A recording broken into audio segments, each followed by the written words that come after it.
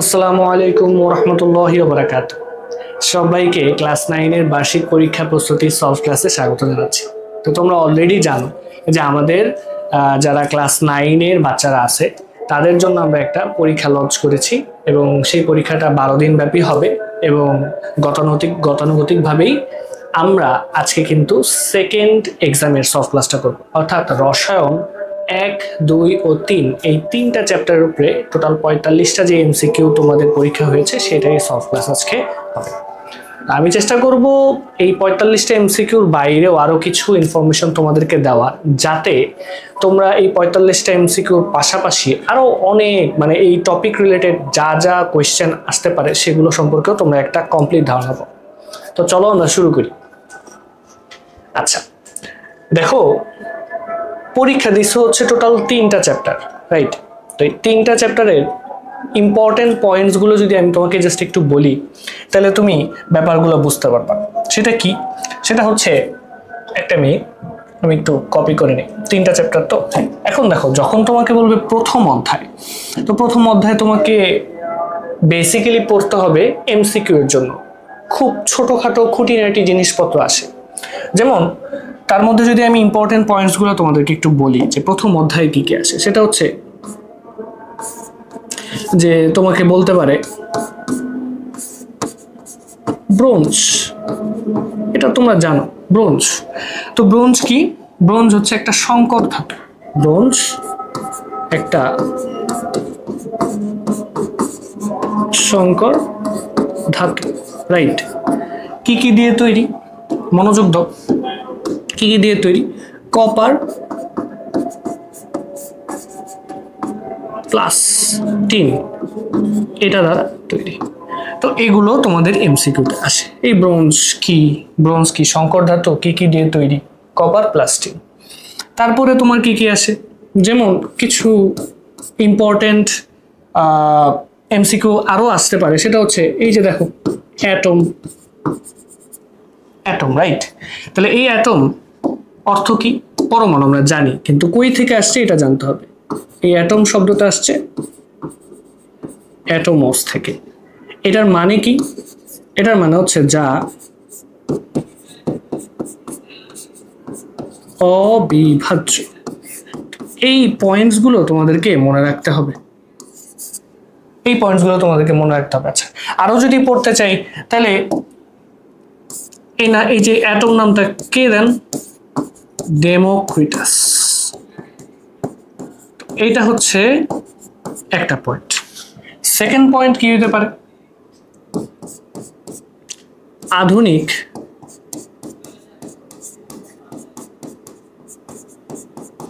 রসায়নের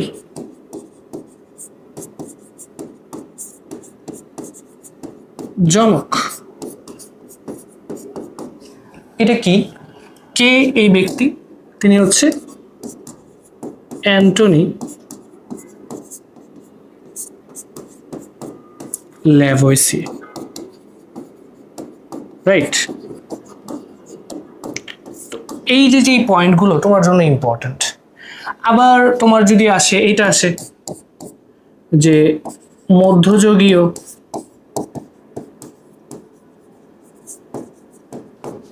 রসায়ন চর্চা।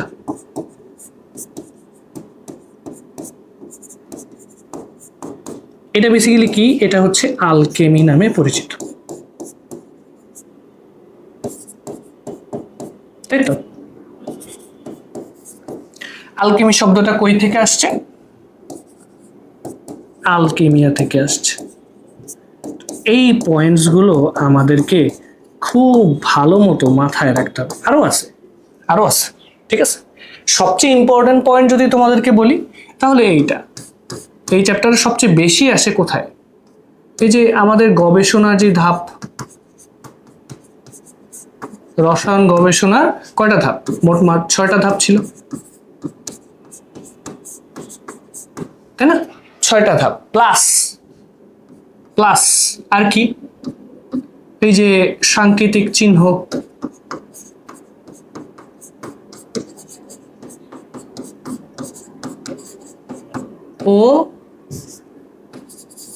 ও ব্যবহার। এইটা হচ্ছে একদম গুরুত্বপূর্ণ। মনে করো তোমার এই চ্যাপ্টার থেকে যদি ম্যাক্সিমাম এমসিকিউ কোথাও থেকে যদি এসে থাকে সেটা হচ্ছে এই টপিকগুলো থেকে। হ্যাঁ, এটা হচ্ছে সবচেয়ে গুরুত্বপূর্ণ, ঠিক আছে। তারপরে এগুলো হচ্ছে একদম চ্যাপ্টার 1 এর একদম কিছু বেসিক কথাবার্তা যেগুলো তোমাদের না পড়লেই চলবে না, পড়তেই হবে। হ্যাঁ, আরো কিছু পয়েন্ট আছে, যেমন তোমাকে এটাও বলতে পারে, কি বলতে পারে, প্রথম রসায়ন এই চর্চাটা গবেষণাগারে কে করেন?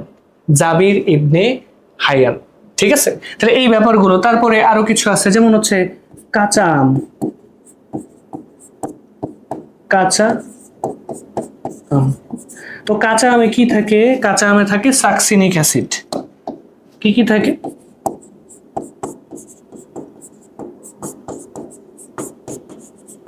সাকসিনিক অ্যাসিড থাকে। আবার দেখো কি থাকে? ম্যালেইক অ্যাসিড থাকে।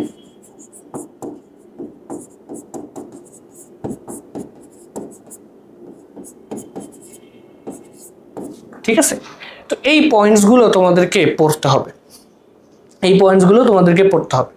আবার আরো একটা ইম্পর্টেন্ট পয়েন্টস আছে, সেটা হচ্ছে তোমাদের অ্যান্টাসিডে কি কি থাকে। মানে আমাদের যখন অ্যাসিডিটির প্রবলেম হয়, হ্যাঁ, আমাদের যখন অ্যাসিডিটির প্রবলেম হয় তখন আমরা কি খাই? আমরা অ্যান্টাসিড খাই, রাইট? আমরা অ্যান্টাসিড খাই। হ্যাঁ, তো এই যে অ্যান্টাসিড,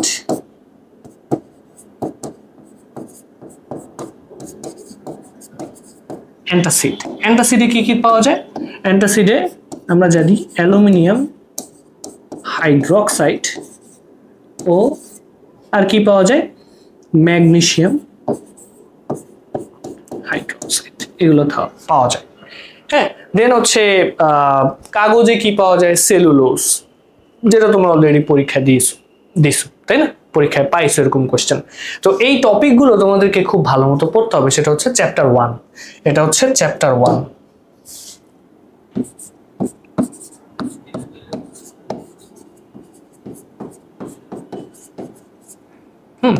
এটা হচ্ছে তোমার চ্যাপ্টার 1। চ্যাপ্টার 2 কি? হ্যাঁ, আচ্ছা, চ্যাপ্টার 2 তে আসো।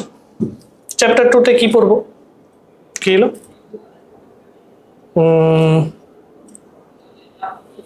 আচ্ছা, এইটাতেই লিখছি। আচ্ছা, ঠিক আছে, এইটারে উপরে নিয়ে যাই। হ্যাঁ, এটা হচ্ছে আমাদের চ্যাপ্টার 2। তাহলে চ্যাপ্টার 2 তে কি কি আছে খেয়াল করো। চ্যাপ্টার 2 তে সবার ফার্স্টে তোমার বলা আছে সেটা কি? পদার্থের অবস্থা নিয়ে, রাইট? এবং আমরা জানি যে পদার্থের অবস্থা 3 ধরনের হয়, ঠিক আছে। কঠিন থেকে সেটা তরল, এবং তরল থেকে সেটা হয় বায়বীয় অথবা গ্যাসীয়, রাইট? এটা, তাই তো? এই হচ্ছে পদার্থের অবস্থা রিলেটেড কিছুটা, পদার্থের অবস্থা, ঠিক আছে। এই হচ্ছে পদার্থের অবস্থা রিলেটেড কিছু কথাবার্তা। আচ্ছা, এরপরে আসো। এরপরে যে টপিকটা আমাদেরকে একটু মনোযোগ দিতে হবে সেটা হচ্ছে কণার গতিতত্ত্ব। সেটা হচ্ছে কণার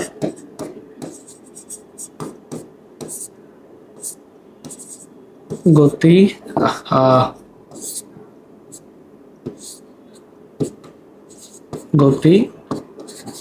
তত্ত্ব, তাই তো? কণার গতি তত্ত্ব। এরপরে তোমাকে কি পড়তে হবে? এরপরে আর কি আছে? এরপরে কিছু ইম্পর্টেন্ট এমসিকিউ আছে। ইউরিয়া, এটার গলনাঙ্ক কত?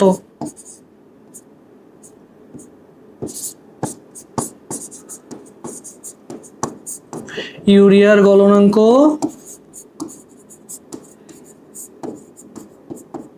কত? 133 ডিগ্রি সেলসিয়াস, রাইট? তারপর হচ্ছে কি? সালফার। তো সালফারের গলনাঙ্ক,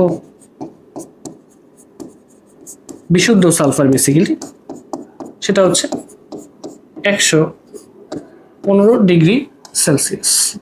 এই পয়েন্টসগুলো তোমাদেরকে মনে রাখতে হবে, তারপরে মোস্ট ইম্পর্টেন্ট পার্ট, এগুলো তো মানে একটা চ্যাপ্টার থেকে অনেক কিছুই আসে, তারপরও আমি জাস্ট তোমাদেরকে একটু সবকিছু আলাদা আলাদা করে দেখাচ্ছি। এরপরে তোমার কি পড়া লাগবে, এরপরে এই চ্যাপ্টার থেকে পড়া লাগবে হচ্ছে পদার্থের যে ব্যাপন এবং নিঃসরণ হার রিলেটেড যে ম্যাথগুলো। ব্যাপন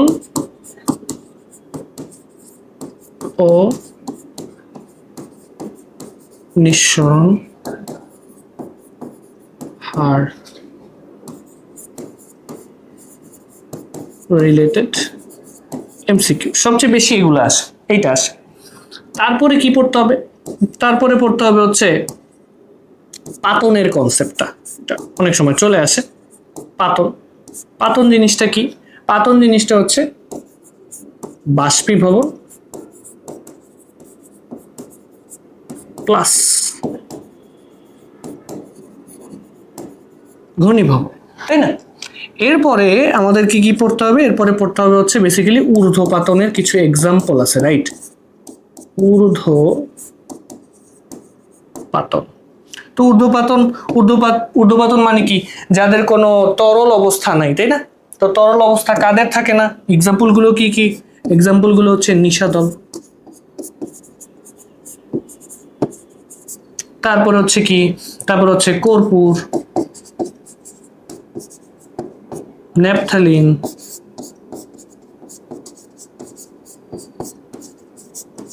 এই তিনটা মোস্ট ফ্রিকুয়েন্টলি আসে। হ্যাঁ, তারপর হচ্ছে কঠিন কার্বন ডাই অক্সাইড,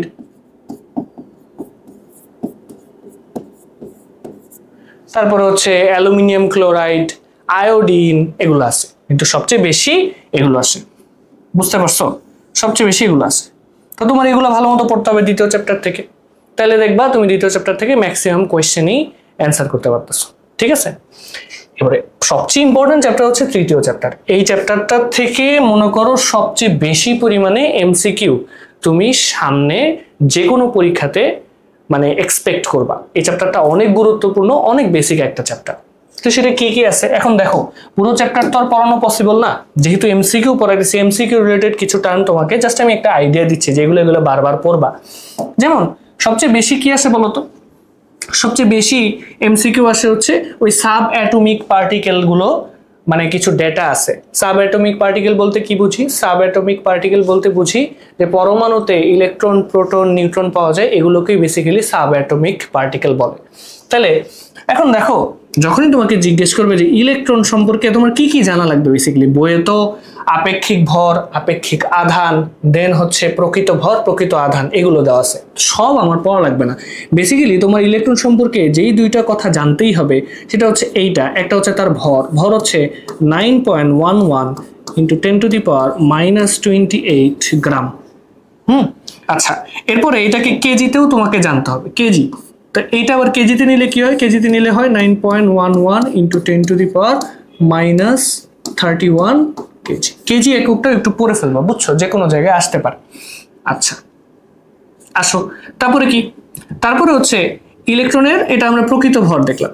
আচ্ছা, চার্জ কত? ইলেকট্রনের চার্জ হচ্ছে -1.60 × 10⁻⁻19। আচ্ছা, একটু নিচে লিখি, -19 কুলম্ব, -19 কুলম্ব, -1.60 × 10⁻⁻19 কুলম্ব। এটা হচ্ছে তোমার ইলেকট্রন সম্পর্কে কথা। দেন তুমি কি পড়বা? প্রোটন।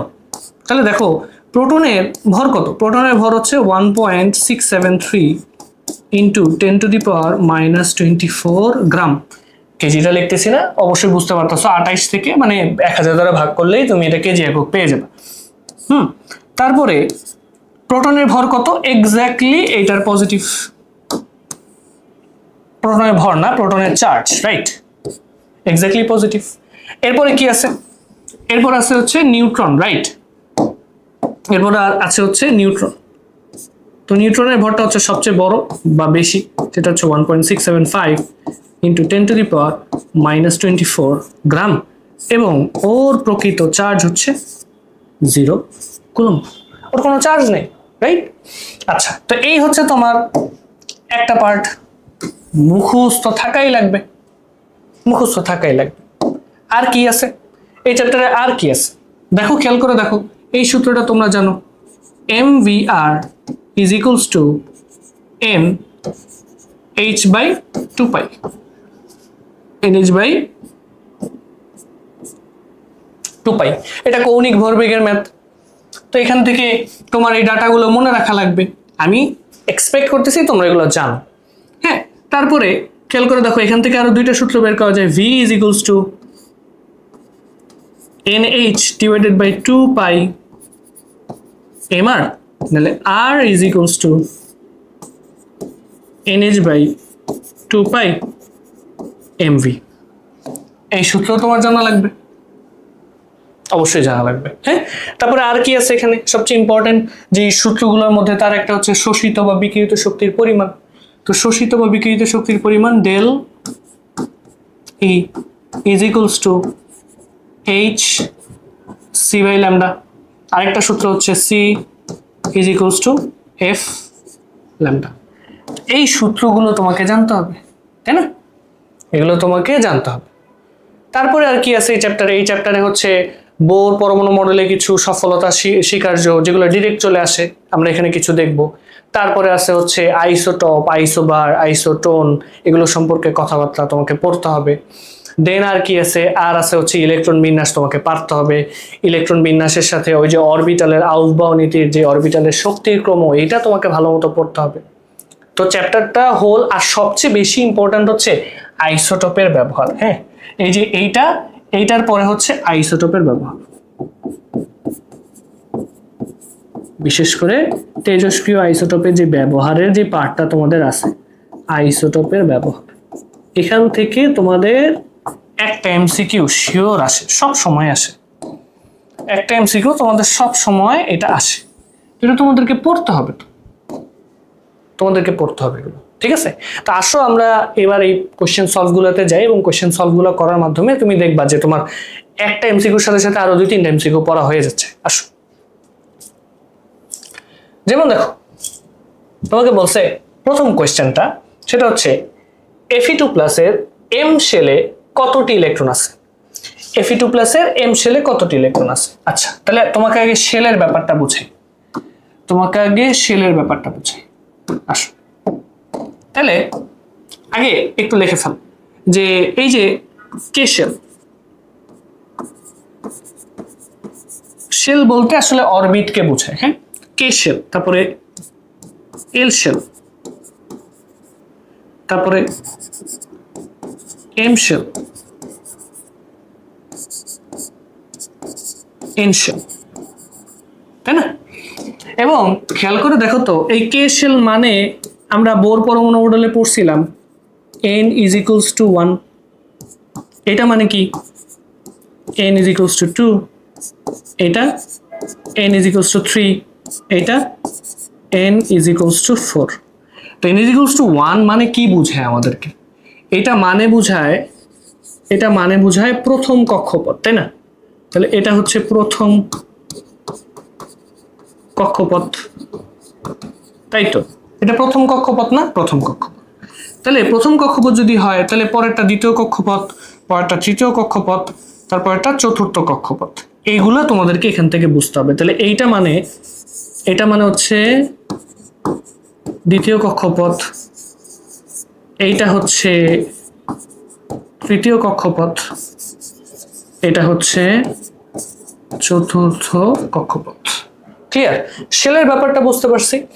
শেল, অরবিট, প্রধান কক্ষপথ, প্রধান শক্তি স্তর সবই সেম কথা। তাহলে এটা হচ্ছে তোমার শেল রিলেটেড কিছু বেসিক।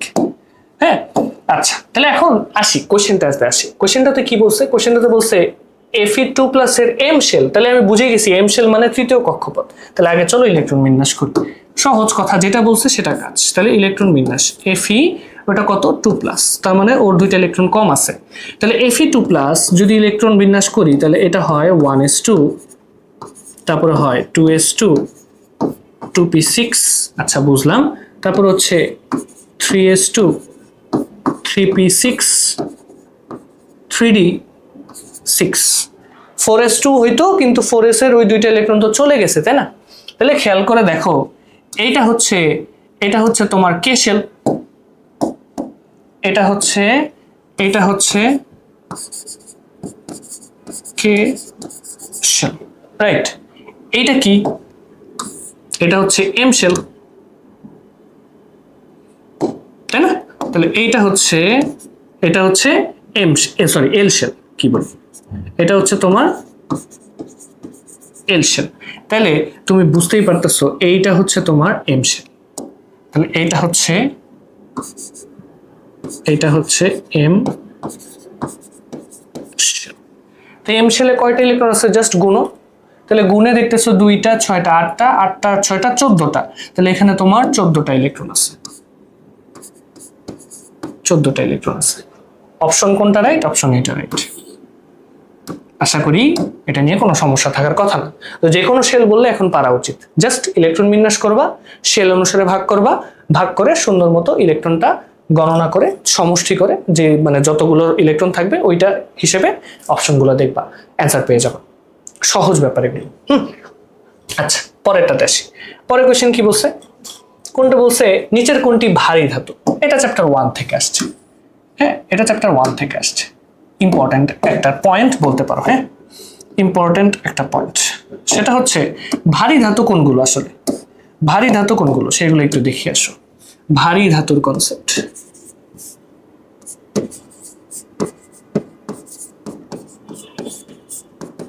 ভারী ধাতু। হ্যাঁ, তো এই ভারী ধাতু কারা?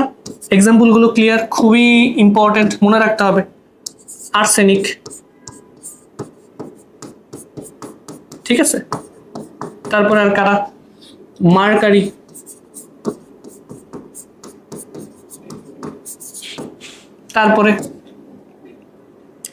তারপরে হচ্ছে কি বলে ক্যাডমিয়াম,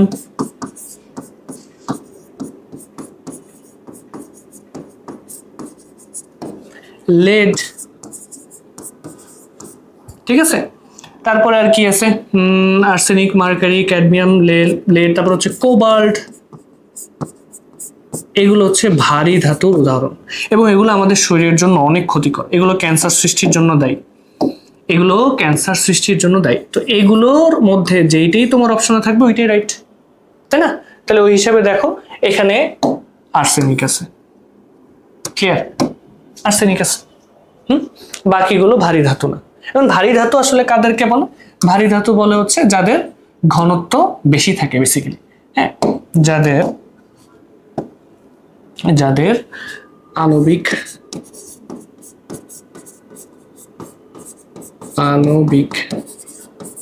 ভর বেশি, অনেক বেশি। এদের সবারই দেখো আণবিক ভর অনেক বেশি, ক্লিয়ার। আচ্ছা, পরেরটাতে আসো।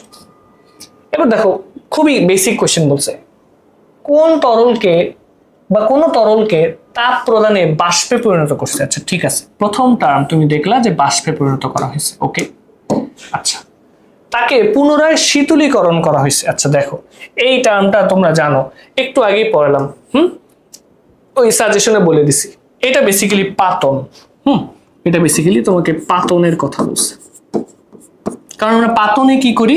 পাতনে হচ্ছে কোন তরলকে আগে বাষ্পীভূত করি। তো বাষ্পীভূত করা মানে হচ্ছে ওইটা বাষ্পীভবন। দেন ওই তরলটাকে আমরা বেসিক্যালি আবার ঠান্ডা করি। ঠান্ডা করা মানে হচ্ছে ঘনীভবন। তাহলে পাতন is equals two বাষ্পীভবন plus ঘনীভবন।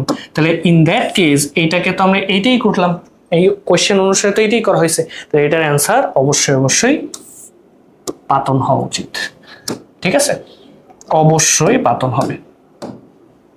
Clear. পরে কোশ্চেন আসো। পরে কোশ্চেনে কি বলছে? কোনটি ঊর্ধ্বপাতন যোগ্য পদার্থ? দেখছো, কোনটি ঊর্ধ্বপাতন যোগ্য পদার্থ। তো ঊর্ধ্বপাতন যোগ্য বা ঊর্ধ্বপাতন জিনিসটা কি? ঊর্ধ্বপাতন জিনিসটা হচ্ছে যাকে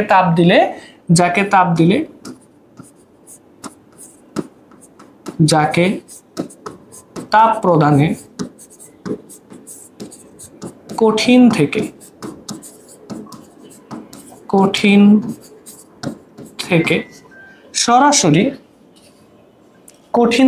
সরাসরি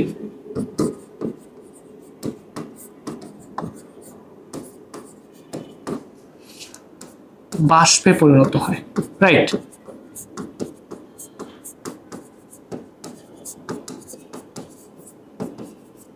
কঠিন থেকে সরাসরি বাষ্পে পরিণত হয়, এটা হচ্ছে ঊর্ধ্বপাতন।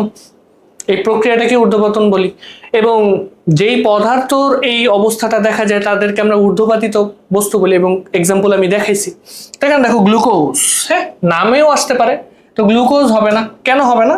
কারণ গ্লুকোজের সংকেতটা কি? গ্লুকোজের সংকেত হচ্ছে C6H12O6, এটা সংকেত। হ্যাঁ, নিশাদল এটা হচ্ছে অ্যামোনিয়াম ক্লোরাইড NH4Cl।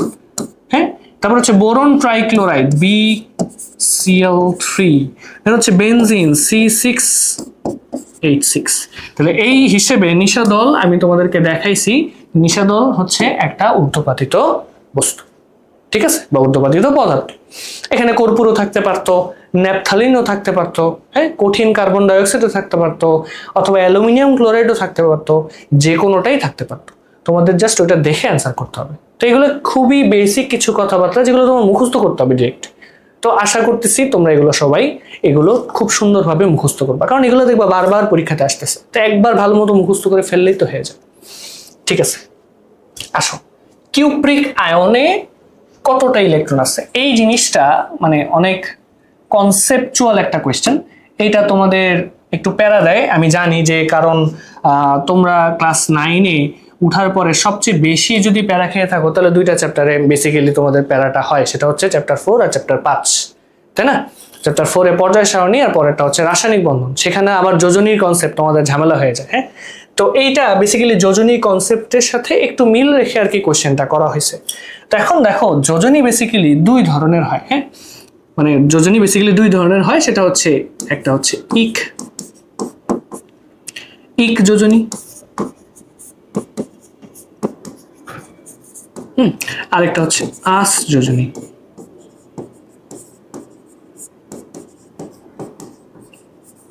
তাহলে এখন দেখো, কপারের ইক যোজনী আসলে কি বুঝে? বেসিক্যালি ইক বলতে আমরা বেশি বুঝি, আস মানে কম। তাহলে কপারের ইক যোজনী বলতে আসলে যেটা বোঝায়, কপারের দুই ধরনের যোজনী হয়, একটা হচ্ছে কপার 2+, আর একটা হচ্ছে কপার শুধু প্লাস। তাহলে এই যে এই জিনিসটা তুমি দেখতেছো, এইটাকে আমরা বেসিক্যালি বলি কিউপ্রিক। এইটাই হচ্ছে আমাদের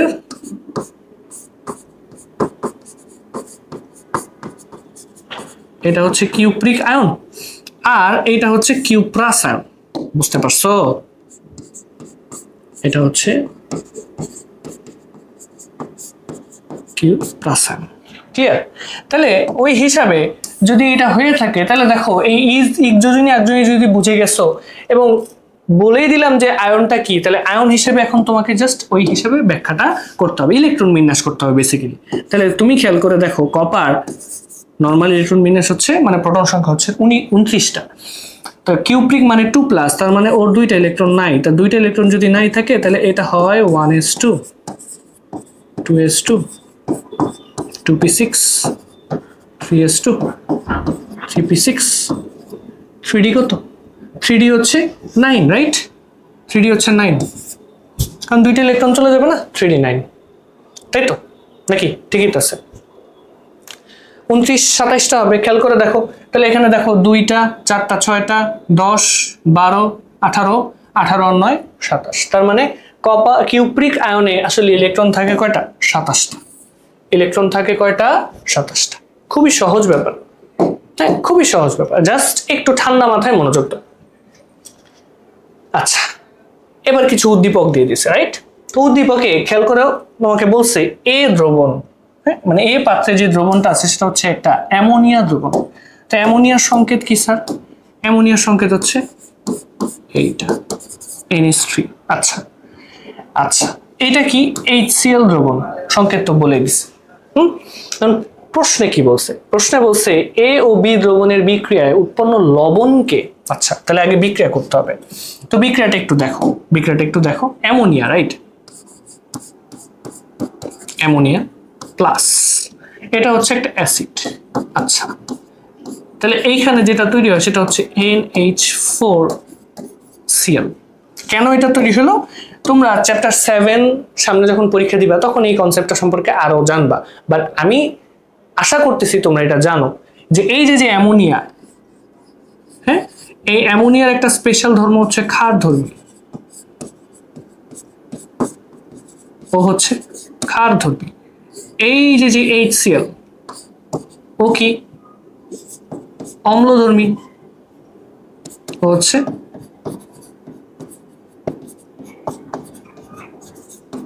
অম্লধর্মী। তাহলে আমরা জানি অ্যাসিড আর ক্ষার বিক্রিয়া করলে কি হবে, লবণ হবে। তাহলে তুমি দেখতেই পারতেছো এইটা কিন্তু তোমার লবণ, এটা হচ্ছে আমাদের লবণ।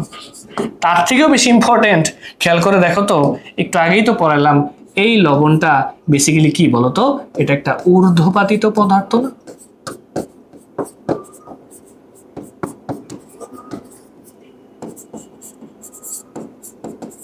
এটা একটা ঊর্ধ্বপাতিত পদার্থ, রাইট? তাহলে কোনো ঊর্ধ্বপাতিত পদার্থকে যখন আমরা তাপ দিব, ওটা কঠিন থেকে ডিরেক্টলি বাষ্পে পরিণত হবে না, তার মানে ওর কি কোনো তরল অবস্থা আছে? নাই তো। খেয়াল করে দেখো, তাহলে এবার আমাকে ওই হিসাবে চুজ করতে হবে। খেয়াল করে দেখো, এইখানে এইখানে তোমার এই যে তাপমাত্রা যত বাড়াবো, মানে এটা হচ্ছে না, কারণ এটা হচ্ছে ঠান্ডা করার, এটা বেসিক্যালি হচ্ছে ঠান্ডা করা বা শীতলীকরণের গ্রাফ, তো এটা হচ্ছে না। পরেরটাতে দেখো এটাও হবে না, শীতলীকরণ, আবার দেখো অনেকগুলা ধাপ, হ্যাঁ, এখানে কঠিন তরল বায়বীয় সব আছে। এইটা হইতে পারতো, বাট এটা হবে না কেন? কারণ এই যে দেখো কঠিন ধাপ, তারপর হচ্ছে তরল ধাপ, তারপর হচ্ছে বায়বীয় ধাপ। হবে কোনটা? হবে হচ্ছে এইটা, হবে হচ্ছে এইটা। হ্যাঁ, এটা কেন হবে? কারণ খেয়াল করে দেখো, এই যে এখান থেকে এই যে এই পয়েন্ট থেকে এই এইটুকু ছিল তার কঠিন ধাপ, এইটুকু ছিল তার কঠিন ধাপ, তাই না? কঠিন অবস্থা। আবার এই যে পয়েন্টটা, এই যে এই পয়েন্ট থেকে এই পয়েন্ট, এই অবস্থাটা হচ্ছে তার গ্যাসীয় অবস্থা, এটা হচ্ছে তার গ্যাসীয় অবস্থা। আর এই পয়েন্টটা, এই যে এই দুইজনের মাঝখানে যে পয়েন্টটা, সেটা কি? সেটা হচ্ছে কঠিন প্লাস গ্যাসীয় অবস্থা। এখানে দুই ধরনের অবস্থায় দেখা যায়, মানে কিছু কঠিন, মানে কিছু কঠিন পদার্থ অলরেডি গ্যাসে পরিণত হয়ে যায়, আরো কিছু কঠিন পদার্থ গ্যাসে পরিণত হয়, তাহলে দুইটা মিশে একটা সাম্য অবস্থায় থাকে বেসিক্যালি। তো এই কারণে এটা এরকম, ঠিক আছে? এটার গ্রাফটা হচ্ছে এইটা, একটু মাথায় রেখো, এই গ্রাফগুলো একটু ঠান্ডা মাথায় তোমাদেরকে চুজ করতে হবে। এবার আসো, এবার কি বলছে পরের কোয়েশ্চেন হচ্ছে এইটা। হ্যাঁ, এই উদ্দীপকের দ্বিতীয় কোয়েশ্চেন বলছে, আচ্ছা, উদ্দীপকের এই দুটো মিক্স করার কারণে আমাকে বলছে এ ও বি দ্রবণের বিক্রিয়াটি নন রেডক্স বিক্রিয়া। হ্যাঁ, কেন নন রেডক্স বিক্রিয়া? দেখো কেন নন রেডক্স বিক্রিয়া, আমরা একটু আগে দেখছি অ্যামোনিয়া ক্ষারধর্মী, তাহলে এই অ্যাসিড আর এই যে ক্ষার, এগুলো বিক্রিয়া করে তুমি পাচ্ছ হচ্ছে সল্ট। বোর্ডটা আজকে দুষ্টুমি করতেছে আমার সাথে। তুমি পাচ্ছ হচ্ছে সল্ট প্লাস ওয়াটার। মনোযোগ দিয়ে একটু মনে করে দেখো তো, যদিও এটা কম্বাইন্ড একটা চ্যাপ্টারের কোয়েশ্চেন, তারপরও এই অ্যাসিড ক্ষার বিক্রিয়া করা মানে এটা কি প্রশমন বিক্রিয়া? আর আমরা জানি যে প্রশমন বিক্রিয়া সব সময় কি হয়, সব সময় নন রেডক্স হয়। তাহলে এটা ফার্স্ট অফ অল প্রশমন বিক্রিয়া, সেকেন্ডলি এটা একটা নন রেডক্স রিঅ্যাকশন। তার মানে প্রথম অপশন রাইট, অবশ্যই, ঠিক আছে। আচ্ছা, এরপরে বলছে যে কপার 2+ এর দ্রবণে এ দ্রবণ যোগে হালকা নীল বর্ণের অদক্ষেপ পড়ে। এটা বেসিক্যালি চ্যাপ্টার 9 থেকে আসছে, তারপরে একটু বুঝাই দিই। এই যে অ্যামোনিয়া, এই অ্যামোনিয়াটা ফার্স্টে কি করে জানো? এই অ্যামোনিয়াটা পানির সাথে বিক্রিয়া করে একটা দুর্বল ক্ষার তৈরি করে, সেটা হচ্ছে NH4OH। হ্যাঁ, তো এই NH4OH এর সাথে যদি কপার 2+ এর একটা যৌগ দেই, তাহলে ধরো এই NH4 অ্যামোনিয়াম হাইড্রোক্সাইড, এটার সাথে ধরো কপার কি দেওয়া যায়? আচ্ছা, ধরো কপার নাইট্রেট দিই, কপার নাইট্রেট হোল 2। কেন? কারণ এখানে কপারের যোজনী 2। তাহলে এরা বিক্রিয়া করে কি করে? এরা বিক্রিয়া করে এখানে তৈরি করা হচ্ছে কপার হাইড্রোক্সাইড, প্লাস এখানে তৈরি হচ্ছে অ্যামোনিয়াম নাইট্রেট,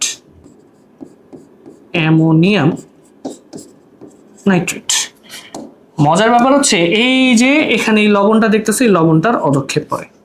এই অদক্ষেপের কালারটা হয় কি? এই অদক্ষেপের কালার হয় হালকা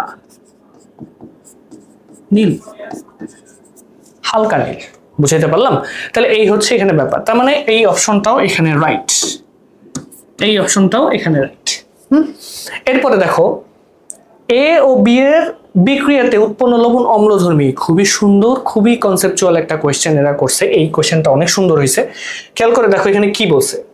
তার মানে আমি অলরেডি বলে দিলাম অ্যামোনিয়া বেসিক্যালি অ্যামোনিয়াম হাইড্রোক্সাইড তৈরি করতেছে। হ্যাঁ, তাহলে খেয়াল করো এই যে অ্যামোনিয়াম হাইড্রোক্সাইড, তাই না? তাহলে এই যে অ্যামোনিয়া বেসিক্যালি এটা হচ্ছে, এটার পরিচয় হচ্ছে এটা একটা দুর্বল ক্ষার, এটা একটা দুর্বল ক্ষার, মনে রেখো। হ্যাঁ, আর HCl তোমরা জানো অজৈব অ্যাসিড সবই কি সবল, তাহলে এটা একটা সবল অ্যাসিড, রাইট? তাহলে আমরা তোমাদেরকে পড়াইছি বা তোমরা জানো অবশ্যই যে দুর্বল অ্যাসিড আর দুর্বল ক্ষার এবং সবল অ্যাসিড যদি বিক্রিয়া করে তাহলে এখানে যে লবণটা হবে এই লবণটা বেসিক্যালি অম্লধর্মী।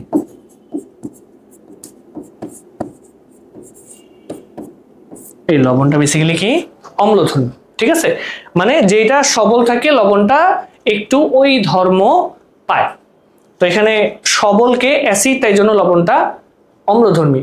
যদি ক্ষার সবল হইতো তাহলে এখানে লবণটা হইতো ক্ষারধর্মী। এই বেসিক আইডিয়াগুলো তোমাদেরকে একটু মাথায় রাখা লাগবে। তাহলে এইখানে অপশন হচ্ছে তিনটেই রাইট, ঠিক আছে? এখানে অপশন হচ্ছে তিনটেই রাইট। আশা করি বুঝতে পারছো, কোনো সমস্যা নেই, ক্লিয়ার?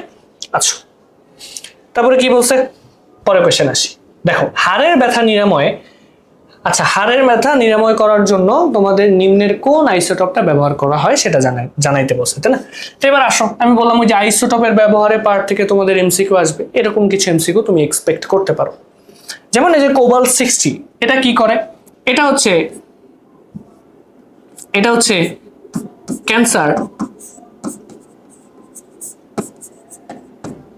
ক্যান্সার নির্ণয়, বা বেসিক্যালি ক্যান্সার না বলে এটা টিউমার বলি, তোমাদের বইয়ে যেভাবে আছে ওইভাবেই বলি।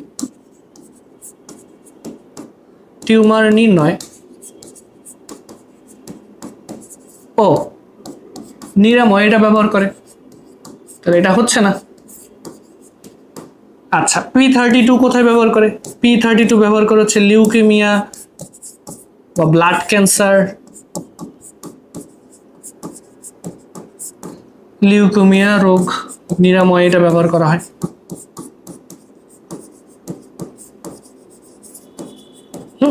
আচ্ছা আচ্ছা, টেকনিশিয়াম 99 এটা কি করা হয়? এটা হচ্ছে রোগ শনাক্তকরণে কাজে লাগে, এবং এটা লাইফ টাইম কত? 6 ঘন্টা। খুবই ইম্পর্টেন্ট একটা এমসিকিউ, কিন্তু এখান থেকেও আসে। রোগ শনাক্তকরণে ব্যবহার হয়,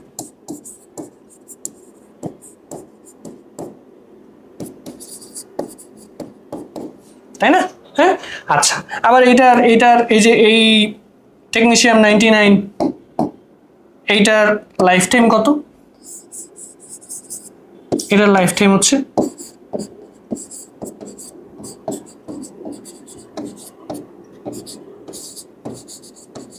6 ঘন্টা। তো এগুলো তোমাকে মাথায় রাখতে হবে। তাহলে বাকি থাকতেছে কোনটা? বুঝতেই পারতেছো, এটা হচ্ছে স্ট্রনসিয়াম 89। এটা যদিও তোমাদের বই নেই বাট পরীক্ষাতে আসে। পরীক্ষাতে আসে। আরেকটা আছে আয়োডিন 131, তাই না? এটা বেসিক্যালি কি করা হয়? আমাদের যে থাইরয়েড ক্যান্সার হয় সেটা নিরাময় ব্যবহার করা হয়। আমাদের এই পয়েন্টস গুলো বইয়ে যেই আইসোটোপের ব্যবহার, তেজস্ক্রিয় আইসোটোপের যে ব্যবহারের পার্টটা খুবই ইম্পর্টেন্ট, খুবই। আসো পরে কোয়েশ্চেন কি? কোনটির আন্তঃআণবিক শক্তি সবচেয়ে বেশি? আচ্ছা দেখো এই আন্তঃআণবিক শক্তি বেশি, এই আন্তঃআণবিক শক্তির টার্মটা কিন্তু আসছে কই থেকে জানো? এই আন্তঃআণবিক শক্তির টার্মটা আসছে হচ্ছে ওই যে কণার গতিতত্ত্ব থেকে। কণার গতিতত্ত্ব, তাই না? এবং কণার গতিতত্ত্বতে আমরা দেখছি যে কঠিন পদার্থ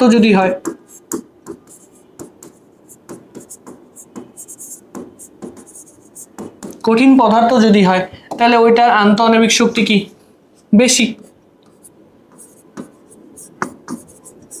আন্তঃআণবিক শক্তি বেশি, তাই না?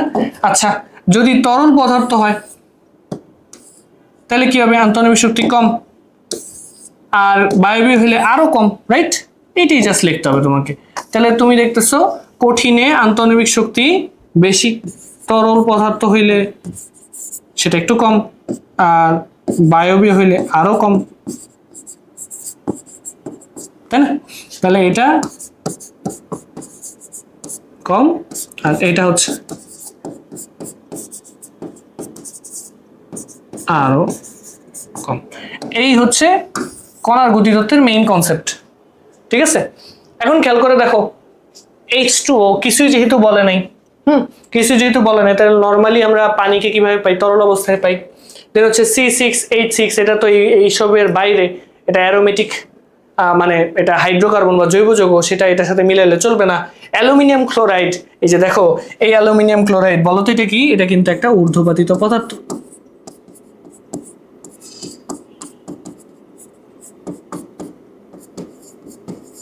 ঊর্ধ্বপাতিত পদার্থ, তাই না? তাহলে অপশনটা কি থাকে এখানে? অপশন হচ্ছে NaCl,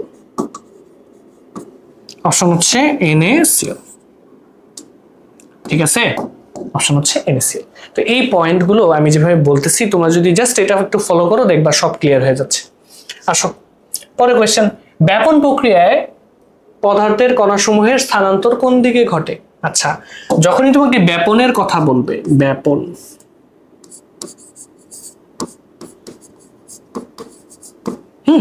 ব্যাপন, তো ব্যাপন সম্পর্কে তোমার কি জানা লাগবে? যেহেতু এখানে স্থানান্তরের প্রক্রিয়া বলছে, এটা সবসময় স্বতঃস্ফূর্ত হবে এবং উচ্চ ঘনত্বের স্থান থেকে নিম্ন ঘনত্বের স্থানে যায়। উচ্চ ঘনত্বের স্থান থেকে নিম্ন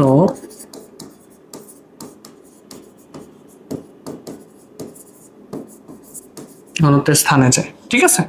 এই হচ্ছে হিসাব। তাহলে দেখো এখানে কোনটা আছে, এখানে কোনটা আছে? এই যে উচ্চ ঘনমাত্রার স্থান থেকে নিম্ন ঘনমাত্রার স্থানে। এটা খুব সহজ একটা কোয়েশ্চেন ছিল, ঠিক আছে? সহজ একটা কোয়েশ্চেন। তারপরে কি বলছে? রক্তের লিউকেমিয়া রোগের চিকিৎসায় কোনটি ব্যবহার হয়? অলরেডি বলে ফেলছি, এই যে অপশন হচ্ছে এইটা, রাইট। হ্যাঁ, এটা যদি রাইট হয় তাহলে এখানে অ্যান্সার হচ্ছে এইটা, আচ্ছা হচ্ছে এটা। কেন ওগুলো হইলো না? কোবাল্ট-60 কোথায় ব্যবহার করা হয় আমি দেখছি, একটু আগে বললাম যে কোবাল্ট-60 হচ্ছে টিউমার শনাক্তকরণ অথবা নিরাময়ে ব্যবহার করা হয়। আয়োডিন 131 এইটা বলি নেই, বা বলে দিছি যদিও, আয়োডিন 131 এটা বেসিক্যালি থাইরয়েডের চিকিৎসা, থাইরয়েড ক্যান্সার, থাইরয়েড।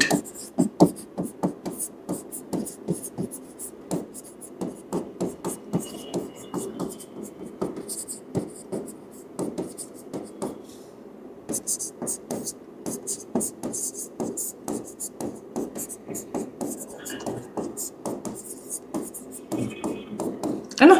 এই হচ্ছে ব্যাপার। তো এগুলো তোমাকে ভালো মতো একটু পড়তে হবে। আসো পরে কোশ্চেন আসো, অ্যামোনিয়া গ্যাস বায়ুর সাথে মিশলে কি ঘটে? এই যে দেখো একটু আগে বলে দিছি, অ্যামোনিয়া গ্যাস, রাইট? তো অ্যামোনিয়া গ্যাস বায়ুর জলীয় বাষ্পের সাথে বিক্রিয়া করে এটা তো একটা ক্ষার তৈরি করে, তাই না? তাহলে বলতেই পারি এইটা হচ্ছে বেসিক্যালি ক্ষারধর্মী, এটা হচ্ছে বেসিক্যালি ক্ষারধর্মী। আচ্ছা, তো ক্ষারধর্মী কি করে? তুমি এভাবে এভাবে মনে রাখো, অম্লর ক্ষেত্রে, হ্যাঁ, এই যে এইটা মনে রাখো, অনিলা, একটা মনে রাখলে আরেকটা পারবা। অনিলার, অনিলার এই যে অ মানে হচ্ছে অম্ল, নি মানে হচ্ছে, নি মানে হচ্ছে নীল লিটমাস,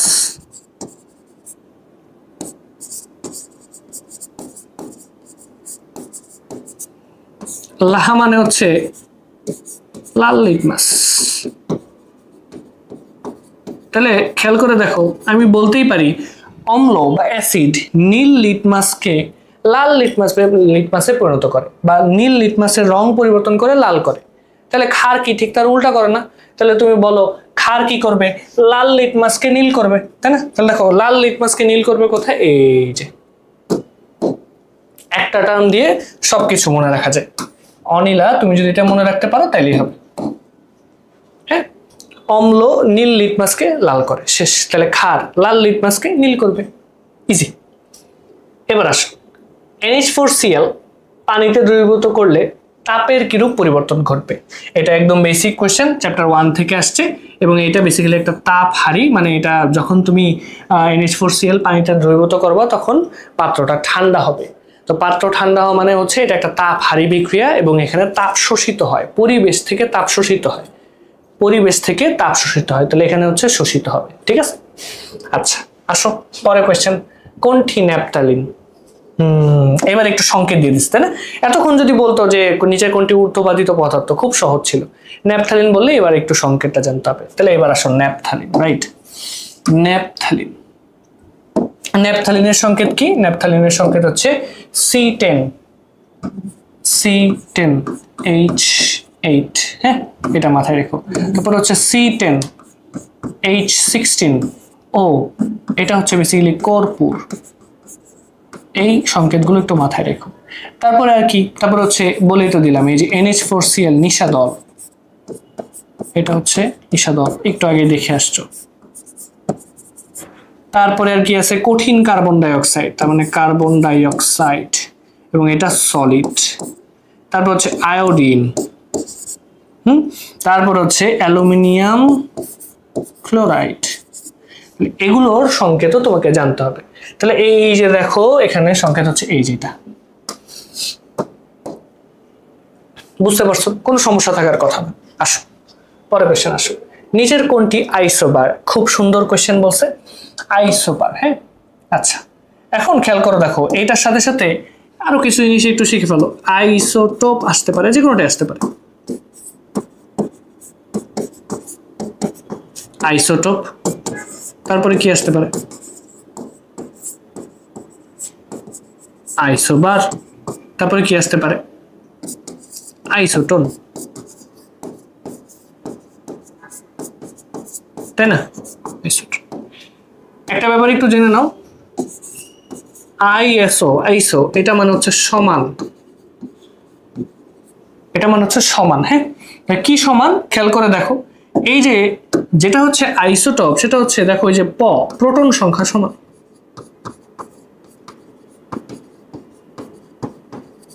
এটা হচ্ছে প্রোটন সংখ্যা সমান। আইসোবার এটা কি? এটা হচ্ছে ভর সংখ্যা সমান।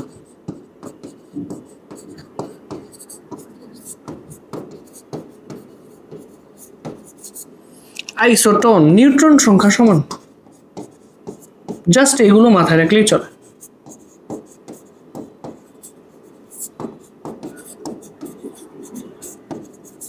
এগুলো তোমাকে একটু মাথায় রাখতে হবে, হ্যাঁ এগুলো মাথায় রাখতে হবে। তাহলে দেখো যেহেতু বলছে আইসোবার, তার মানে তোমার ভর সংখ্যা সমান হবে। তুমি দেখো খোঁজো কোথায় ভর সংখ্যা সমান, খেয়াল করে দেখো ভর সংখ্যা 30, 31, 32 হচ্ছে না, তারপর হচ্ছে দেখো 20, 21, 22 হচ্ছে না, 12, 13, 14 এক জায়গাতেই ভর সংখ্যা সমান। সেটা কোথায়? এই যে এখানে। ক্লিয়ার? খুব ইজি, খুবই ইজি। এখন আইসোবার না এসে আইসোটপও আসতে পারতো, আইসোটোনও আসতে পারতো, যে কোনোটাই আসতে পারতো, এই জন্য এটা দেখাই দিলাম। আসো পরের কোয়েশ্চেন, আসো কি বলছে। এটা একটু খুবই, এটা একদম মুখস্থ মান। হ্যাঁ C5H15, সরি C5H12। হ্যাঁ বেসিক্যালি এটা কি? এটা হচ্ছে একটা অ্যালকেন। এটা তোমরা 10-এ উঠলে বা অনেক স্কুলে 9-এও এটা করায়, চ্যাপ্টারে কিছু অংশ করায়। তো বেসিক্যালি ফার্স্টের দিকে এটা আছে যে আমরা জৈব যৌগ চ্যাপ্টারটা মধ্যে অনেকগুলো জৈব যৌগ সম্পর্কে ধারণা পাবো। তার মধ্যে একটা খুবই ইম্পর্টেন্ট এবং বলতে পারো এটা দিয়ে স্টার্ট করবো, সেটা হচ্ছে অ্যালকেন। এটা হচ্ছে একটা অ্যালকেন। এটার নাম কি আপাতত একটু জেনে দেখো, এটার নাম হচ্ছে পেন্টেন। এটা হচ্ছে পেন্টেন। হ্যাঁ তো এই পেন্টেনের গলনাঙ্ক কত? পেন্টেনের গলনাঙ্ক এটা মুখস্থ মান, সেটা হচ্ছে -129.8 ডিগ্রি সেলসিয়াস। এটা মুখস্থ মান। এটা মুখস্থ, কিছু কিছু জিনিস মুখস্থ করতে হবে। বাসাবাড়িতে ব্যবহৃত সিলিন্ডারে প্রোপেন ও বিউটেন গ্যাস রাখা হয়। হ্যাঁ এটা এই যে দেখো এই যে পয়েন্টটা, এই পয়েন্টটাই হচ্ছে একটা এমসিকিউ, যে বাসাবাড়িতে সিলিন্ডারে কোন গ্যাস মানে উচ্চ চাপে ভরে রাখা হয়। এই লাইনটাই তোমার এমসিকিউতে একটা আসবে। ঠিক আছে, তো এই লাইনটা ইটসেলফ এটা একটা এমসিকিউ কে রিপ্রেজেন্ট করে। এইটা একদম মুখস্থ করে ফেলবা। হ্যাঁ এইটাই একটা এমসিকিউ। তারপরে বলছে এখন গ্যাসকে কি অবস্থায় ভর্তি করা হয়। দেখো আমরা জানি যে যে কোনো গ্যাসকে তুমি যদি চাপ প্রয়োগ করো, চাপ প্রয়োগ করলে এটা তরলে পরিণত হয়, চাপ প্রয়োগ করলে এটা তরলে পরিণত হয়, চাপ প্রয়োগ করলে এটা তরলে পরিণত হয়। বুঝতে পারছো? আসো পরের কোয়েশ্চেন, কোনটির ব্যাপন হার কম? হ্যাঁ, খুবই খুবই খুবই ইম্পর্টেন্ট কোয়েশ্চেন। কোনটির ব্যাপন হার কম, এই ধরনের কোয়েশ্চেন তোমাদের আসতে পারে। এখন একটা জিনিস জাস্ট আমি একটু বলে দেই, ব্যাপন হার, হ্যাঁ এই কথাটা মাথায় রাখবা। ব্যাপন হার সমানুপাতিক। ব্যাপন হার কার সমানুপাতিক? ব্যাপন হার হচ্ছে আণবিক ভরের ব্যস্তানুপাতিক, সমানুপাতিক না, বেসিক্যালি আণবিক ভরের ব্যস্তানুপাতিক। তাহলে এটা হচ্ছে 1/m। এইটা মাথায় রাখবা। তাহলে কি বলতে চাচ্ছি? বলতে চাচ্ছি আণবিক ভর যদি বাড়ে তাহলে ব্যাপন হার কমবে, আণবিক ভর যদি কমে তাহলে ব্যাপন হার বাড়বে, সহজ কথা। তাহলে এখানে তোমাকে দেখতে হবে কার আণবিক ভরটা সবচেয়ে বেশি, তাহলে তার ব্যাপন হারই সবচেয়ে কম, সহজ হিসাব, তাই না? এটা হচ্ছে তোমার সূত্র, এটা হচ্ছে সূত্র। তাহলে আমি জাস্ট আরেকটু ডিকোড করে দিই ব্যাপারটাকে। তাহলে যদি m মানে আণবিক ভর এটা যদি বাড়ে তাহলে ব্যাপন হার কি হবে? ব্যাপন হার কমবে, রাইট? তাহলে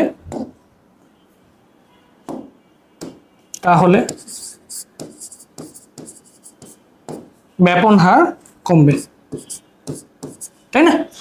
আবার যদি উল্টা কাজটা হয়, m যদি কমে তাহলে কি হবে? তাহলে ব্যাপন হার বাড়বে, রাইট? দেখো সহজ কিছু ট্রিক্সের মাধ্যমে তুমি বুঝে ফেলতে পারছো। এখন জাস্ট তোমাকে ভর নির্ণয় করতে হবে। তো আণবিক ভর নির্ণয়, অ্যামোনিয়ার সংকেত কি? অ্যামোনিয়ার সংকেত হচ্ছে NH3।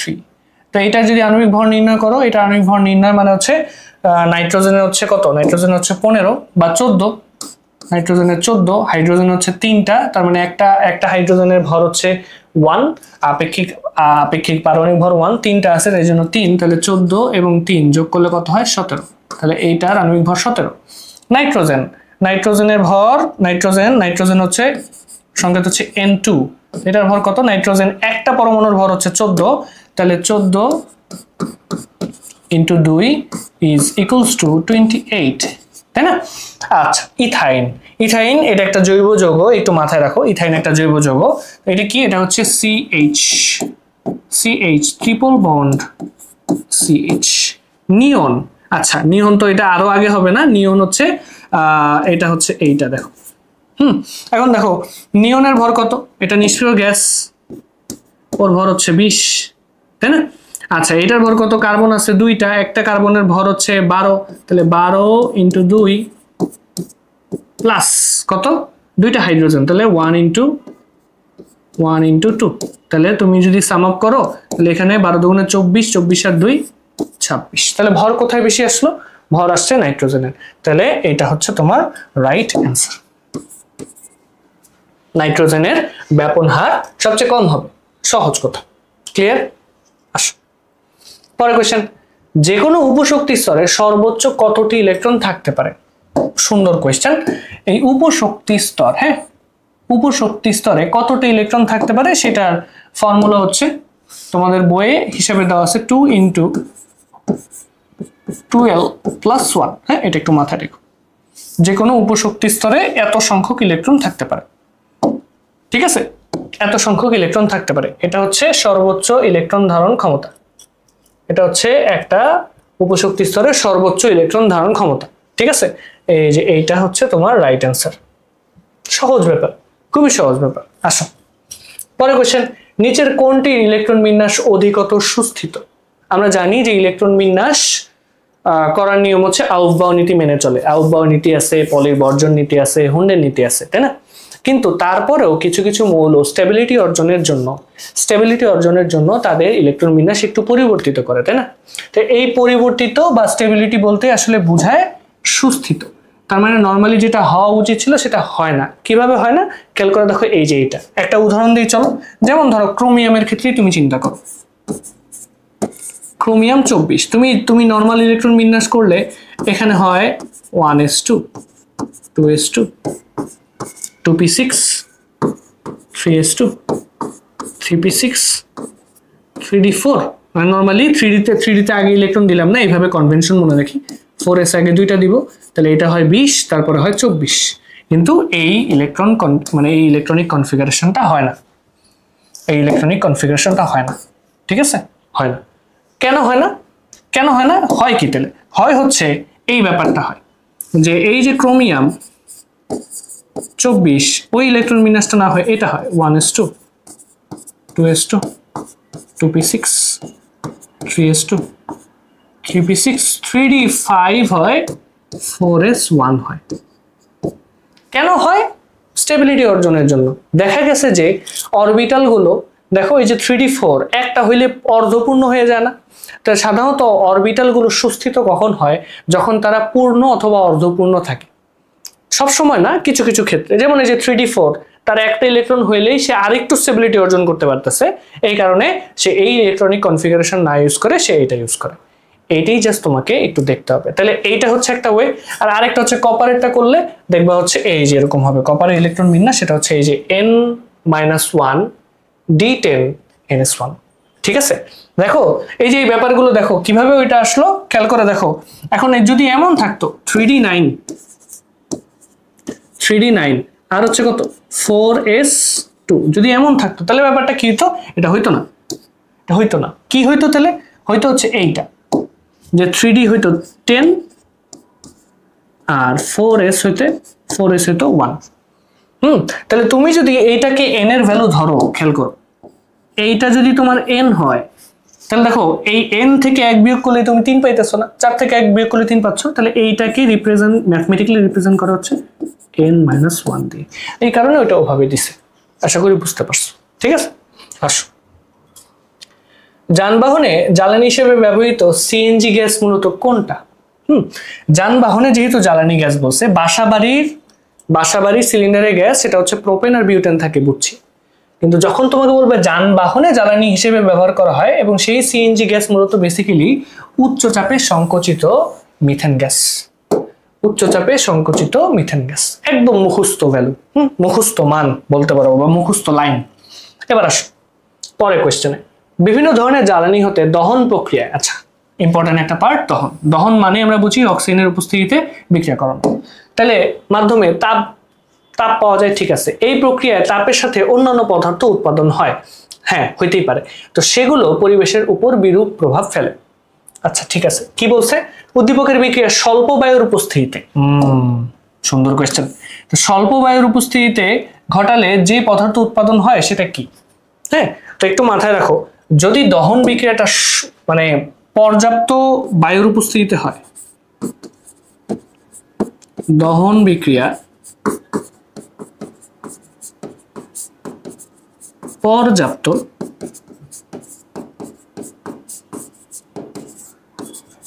বায়ুর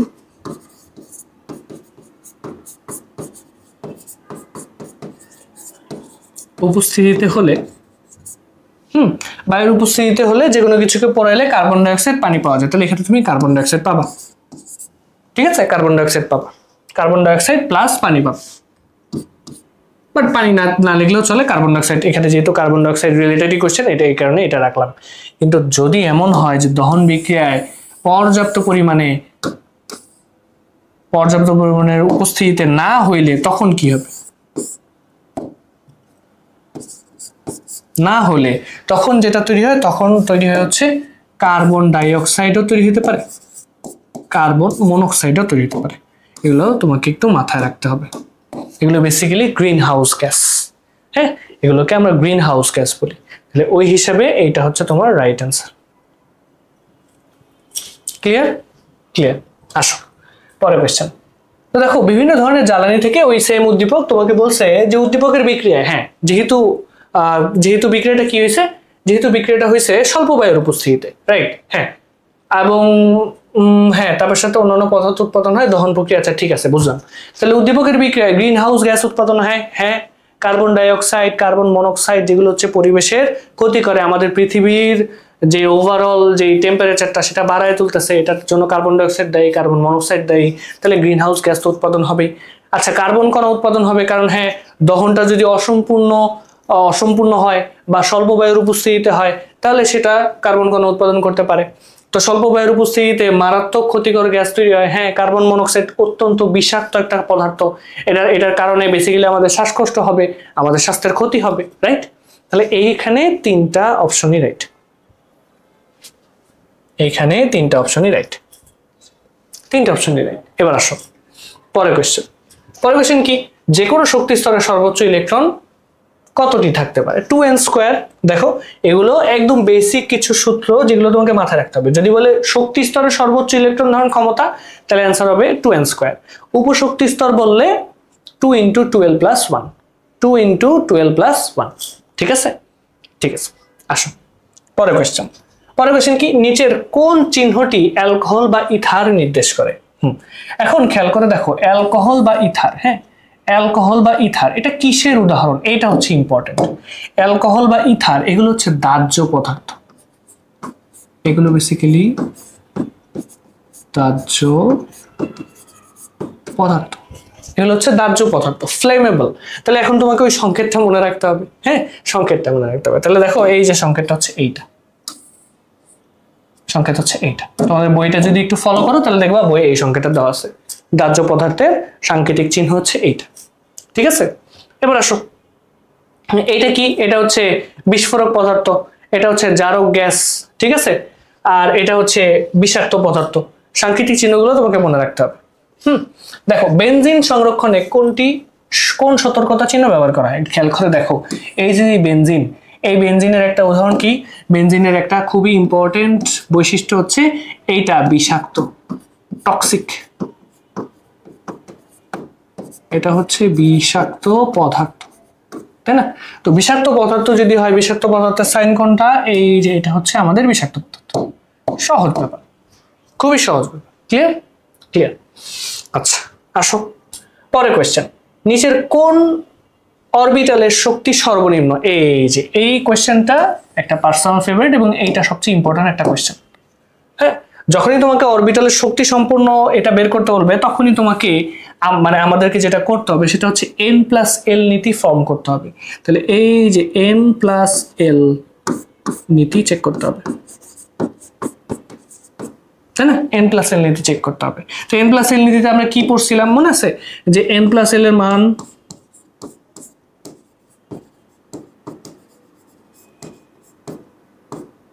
যার কম তার শক্তিও কম, তাই না? অর্থাৎ সেখানে ইলেকট্রন আগে যাবে, সহজ ব্যাপার। আচ্ছা তাহলে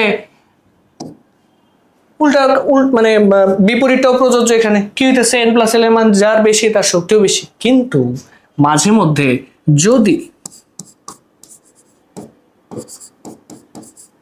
n+l এর মান সমান হয়ে যায়, এটা একটু মাথায় রেখো, হ্যাঁ n+l এর মান সমান হয়ে যায়, তবে কি হবে? তখন বলা তো ঠিক না, তখন যার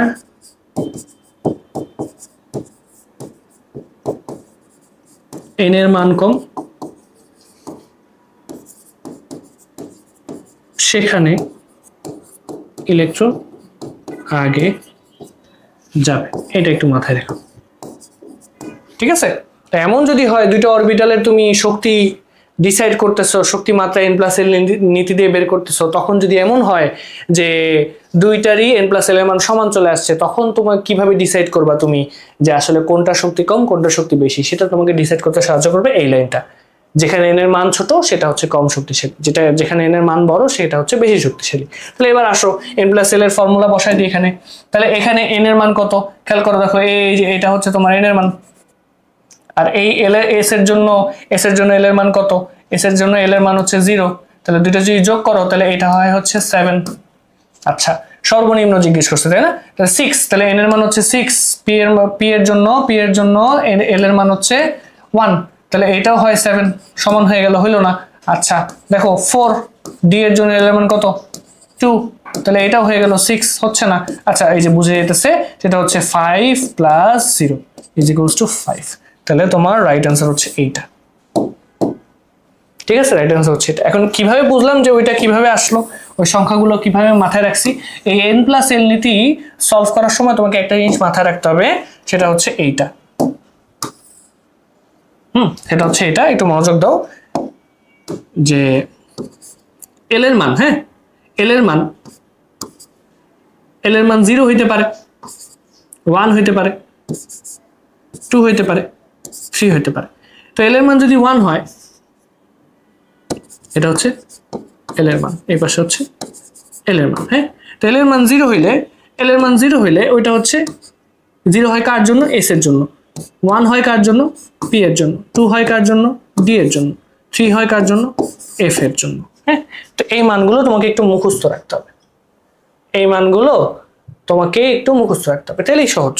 দেখো ওই যে দেখো, এস এর জন্য এল এর মান 0 বসাইছি, পি এর জন্য এল এর মান 1 বসাইছি, ডি এর জন্য এল এর মান 2 বসাইছি, এস এর জন্য আবার 0 বসাইছি। তো যখন যেটা থাকবে উভয় করে বসাই দিয়ে যোগ করবো, যোগ করে দেখবো কার সমান। তাহলে সর্বনিম্ন জিজ্ঞেস করছে, ওই যে সর্বনিম্ন 5, রাইট অ্যান্সার, ঠিক আছে। এখন যদি এমন হইতো যে এখানেও ধরো এই যে 3টাতেই 7 আসছে, ধরো সবই 7 আসলো, ঠিক আছে, তখন কি হবে?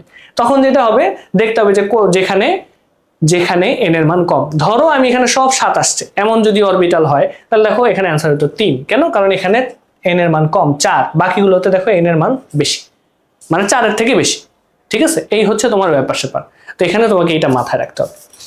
আচ্ছা, আশা করি বুঝতে পারছো। পরের কোয়েশ্চেন, তরল পদার্থ কখন গ্যাসীয় পদার্থে রূপান্তরিত হয়? তো তরল পদার্থকে তাপ দিতে দিতে দিতে দিতে যখন সে স্ফুটনাঙ্ক, হ্যাঁ, যখন সে স্ফুটনাঙ্ক তাপমাত্রায় পৌঁছাবে, তখনই তো সেটা আলটিমেটলি কি হয়? গ্যাসীয় পদার্থে রূপান্তরিত হয়, তাই না? তাহলে এই যে দেখো, তাপমাত্রা স্ফুটনাঙ্কে পৌঁছালে এই ঘটনাটা ঘটে। সহজ ব্যাপার, হ্যাঁ, এগুলো খুব সহজ ব্যাপার। আসো পরের কোয়েশ্চেন, কোনটি সবচেয়ে বেশি ক্ষতিকর? একটু আগে পরে আসছি যে সাধারণত গ্রিন হাউস গ্যাসগুলো সবচেয়ে বেশি ক্ষতিকর হয়। তাহলে এখানে দেখো সবই, মানে দুইটা গ্রিন হাউস গ্যাস আছে, একটা হচ্ছে কার্বন ডাইঅক্সাইড, একটা হচ্ছে কার্বন মনোক্সাইড। সবচেয়ে বেশি ক্ষতিকর হচ্ছে এটা কার্বন মনোক্সাইড, বুঝছো? কার্বন মনোক্সাইড হচ্ছে রাইট অ্যান্সার, ঠিক আছে। কোথাও যদি কার্বন মনোক্সাইড দেখো, কার্বন মনোক্সাইড দাগাই দিবে, বিষাক্ত। আরো একটা আছে, সামনে আসবে, সামনে আসবে।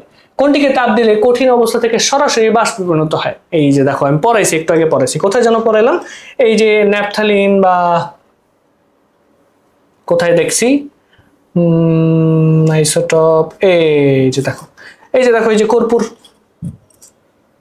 কর্পূর, পড়াইছি না? দেখো এই যে আমি এখন যে কোশ্চেনটা সলভ করব, এই কোশ্চেনে দেখো, এই যে কর্পূরের সংকেত আছে, এই যে দেখো এইটা, এই যে দেখো, এটা হচ্ছে সরাসরি তাপ দিলে বাষ্পে পরিণত হয়, ঠিক আছে, সরাসরি বাষ্পে পরিণত হয়। এটা কি দেখো, এটা হচ্ছে বেনজিন, অলরেডি বলছি এটা বেনজিন, ঠিক আছে। এইটা যেগুলো কিছুই হইতে পারে, এটা গাঠনিক সংকেতটা একটু জটিল, বাট এটাতে আমরা যাচ্ছি না। C6H12O6, আচ্ছা C6H12O6 এটা তো বেসিক্যালি গ্লুকোজ,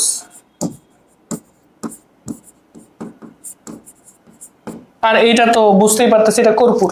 তাহলে এইটা কি? এটা হচ্ছে সুক্রোজ বা চিনি আমরা যেটাকে বলি, হ্যাঁ। এই পয়েন্টগুলো মানে প্রত্যেকটার এক্সপ্লেনেশন জানলে আরো বেটার হয়। তো 4টা পয়েন্টের মধ্যে দেখো প্রত্যেকটার নামও বলে দিলাম, মানে সঠিক অ্যান্সার তো অলরেডি আগেই বলে আসছি।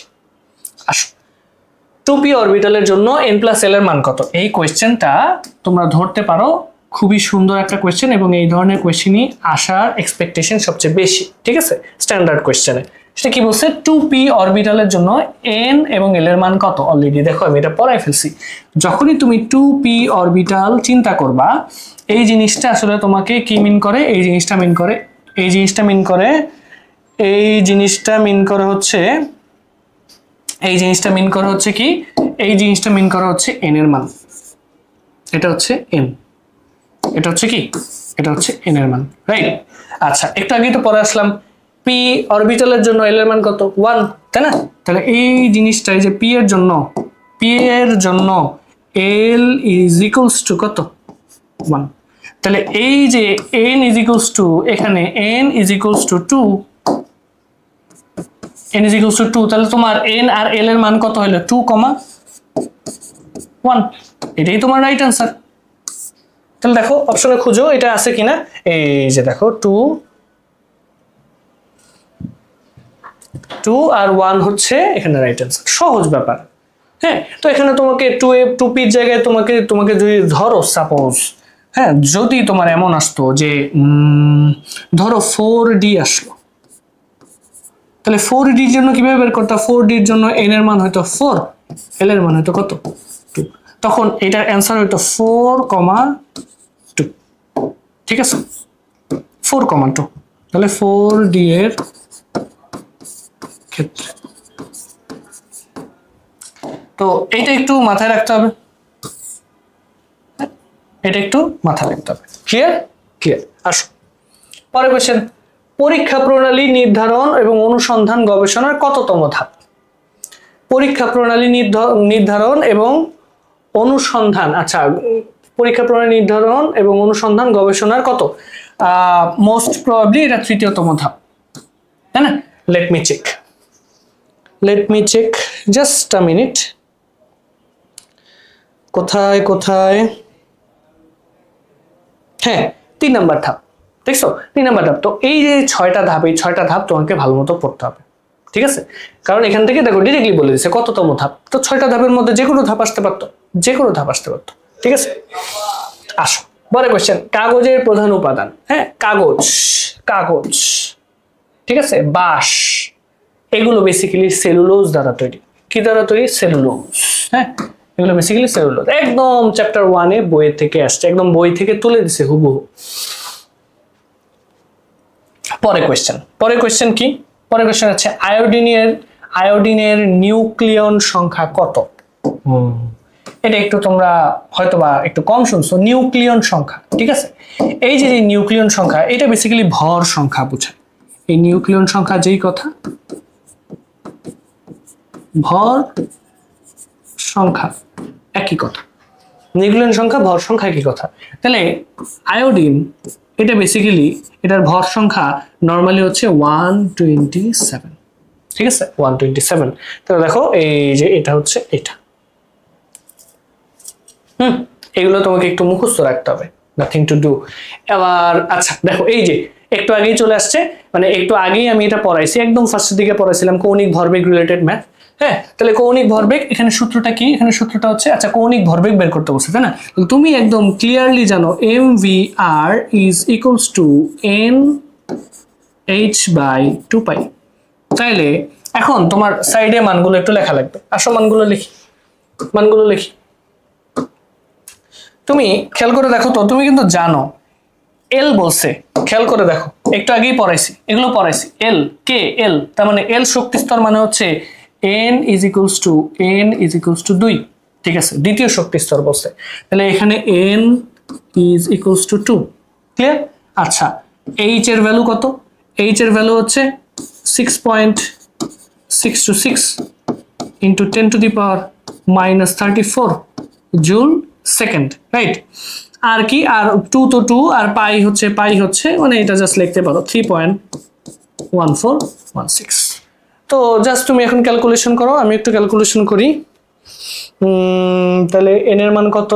n 2 into 6.626 into 10⁻⁻34 divided by কত?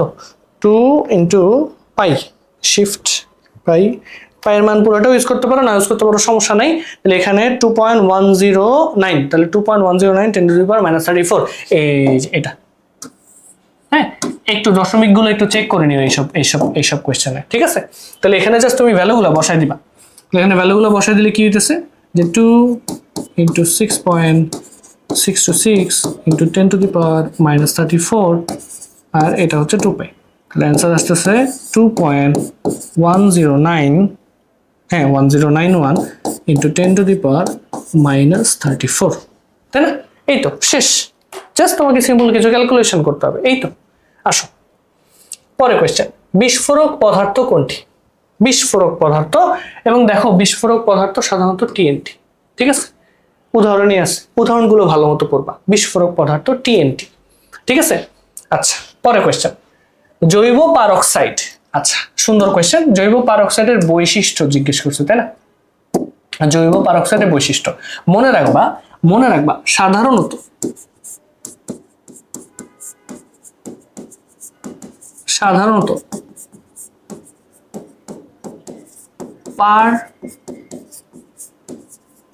অক্সাইড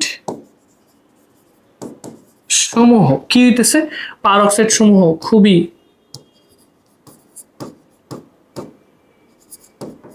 অস্থিতিশীল হয়।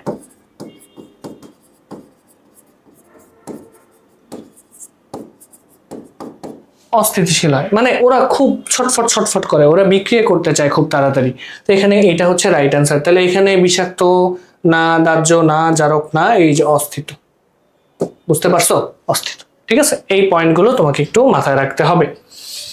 নিচের কোন গ্যাস শ্বাসকষ্টের জন্য দায়ী? একদম মুখস্থ, একদম মুখস্থ, এটা মনে রাখো। ক্লোরিন গ্যাস খুবই মারাত্মক, খুবই খুবই মারাত্মক একটা গ্যাস। হ্যাঁ, এইটা এইটা শ্বাসকষ্টের জন্য এতটাই দায়ী যে মানে ক্লোরিন গ্যাস যদি বেশি পরিমাণে তোমার ফুসফুসে যদি ইনটেক হয় বা ফুসফুসে কোনোভাবে এক্সেস ওরা মানে ক্লোরিন গ্যাস পায়, তাহলে তোমার ফুসফুসটাকে গলায় পর্যন্ত ফেলতে পারে। এটা এতটাই পাওয়ারফুল এবং এতটাই মানে আমাদের জন্য হার্মফুল। ঠিক আছে, তো একটাই গ্যাস ক্লোরিন, সেটা হচ্ছে মানে হচ্ছে আমাদের জন্য মানে খুবই খুবই মানে বিষাক্ত। ঠিক আছে, শ্বাসকষ্টের জন্য দায়ী। এবার আসো, মার্কারিয়ের ল্যাটিন নাম। মার্কারিয়ের ল্যাটিন নাম, ঠিক আছে। আচ্ছা, তো মার্কারিয়ের ল্যাটিন নাম এটা হচ্ছে হাইড্রার জিরাম। এটা হচ্ছে হাইড্রার জিরাম। হ্যাঁ, এগুলো কই থেকে আসছে? ওই যে সংকেত থেকে আসছে, সংকেত। হ্যাঁ, আমি বলছিলাম যে ল্যাটিন নামগুলো ভালো মতো পড়তে হবে, মাথায় রেখো ল্যাটিন নামগুলো বেশি বেশি আসবে। কি কি আসতে পারে? মার্কারি আসে, নাহলে টিন আসে, হ্যাঁ, নাহলে টাংস্টেন আসে, তাহলে নাহলে কি আসে? টিন বলতে স্ট্যানাম, টাংস্টেন উলফার্ম, দেন হচ্ছে কপার, কপার তো খুব সহজ, কিউপ্রাম, সিলভার, আর্জেন্টাম, মার্কারি, হাইড্রোজিরাম। ঠিক আছে, দেন হচ্ছে অ্যান্টিমনি, স্টিবিয়াম, এগুলো সবচেয়ে সবচেয়ে বেশি আসে। ঠিক আছে, তাহলে আর কি কি উদাহরণ? এটা হচ্ছে এই যেটা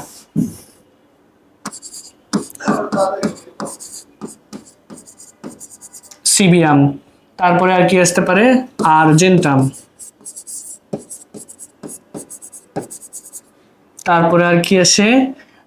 উলফার্ম, স্ট্যানাম,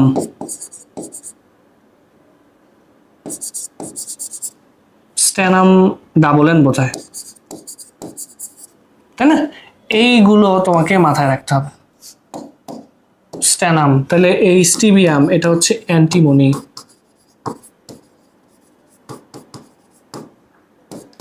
এটা হচ্ছে সিলভার, এটা হচ্ছে টাংস্টেন,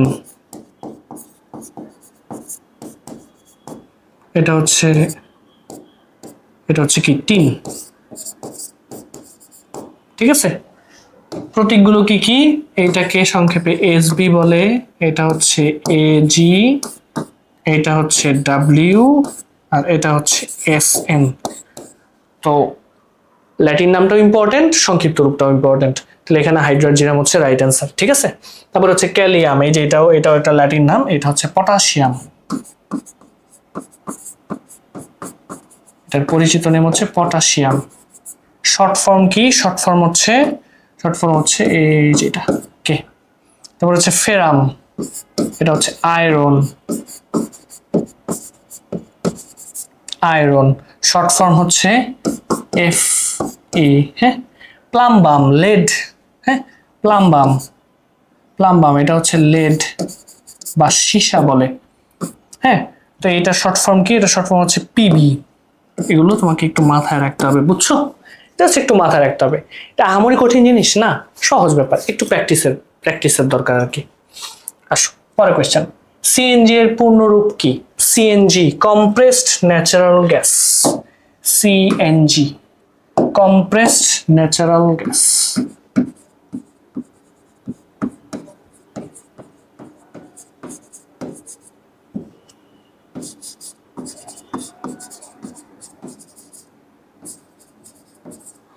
কম্প্রেসড ন্যাচারাল গ্যাস, ঠিক আছে, কম্প্রেসড ন্যাচারাল গ্যাস। আসো পরের কোয়েশ্চেন কি? প্রাচীন ও মধ্যযুগীয় রসায়ন চর্চা কি নামে পরিচিত? দেখো এই যে আলকেমি, তাই না? আলকেমি, এই আলকেমি শব্দটা থেকে আরো কিছু জানতে পারো যে আলকেমি শব্দটা কোন শব্দ থেকে আসছে। একটা আরবি শব্দ, সেটা হচ্ছে আলকিমিয়া থেকে এসেছে। ঠিক আছে, আলকিমিয়া থেকে এসেছে, এটা একটা আরবি শব্দ। আলকেমিয়া একটা আরবি শব্দ।